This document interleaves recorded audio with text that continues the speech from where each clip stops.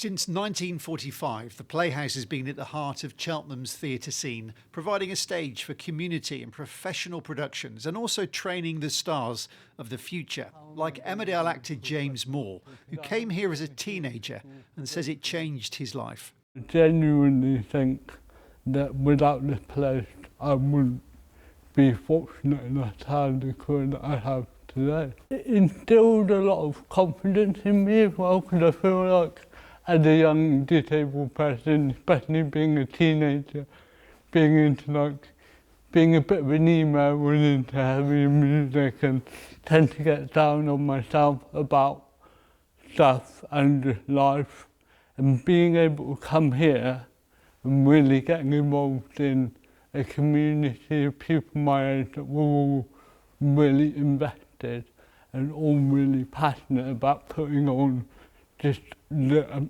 perfect show, really sort of blew my mind at the time that people were able to, we come together and produce something so great. The Playhouse started life as a swimming pool and bathhouse and is now listed. It costs over £350,000 a year to run, and it gets no grant funding for what the team here say is a vital space. There's a place for every theatre and there's a place for every way that can make the arts more accessible. We do host professional performances here, but the majority are community groups.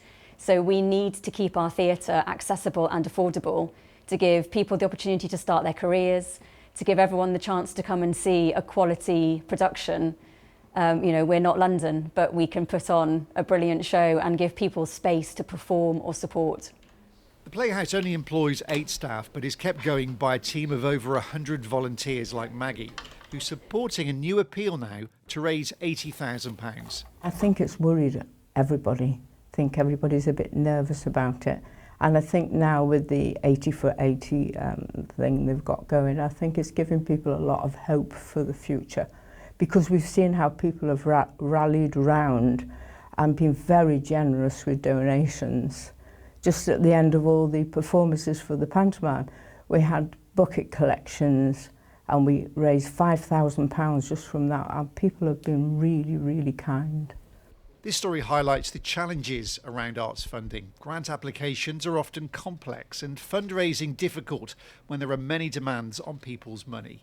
But experts say the community aspect of theatre is key. It's about reminding, especially local people, but people in the region as a whole, what the theatre is doing, why it's there, and trying to make sure people want to give through a fundraising campaign. And in terms of grant writing, I think we're storytellers in the arts, and making sure that you really understand the story you're trying to tell as to why people should come and see a play or a show or a musical at your venue, and why a grant, a fund or a grant should give money to your organisation.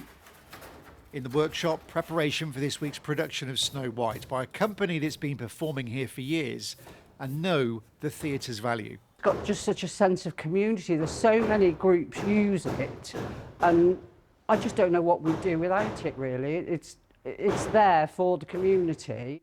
The team here say the Playhouse isn't at risk yet, but with rising costs, raising money has never been more important. Steve Knibbs, BBC Points West, Cheltenham.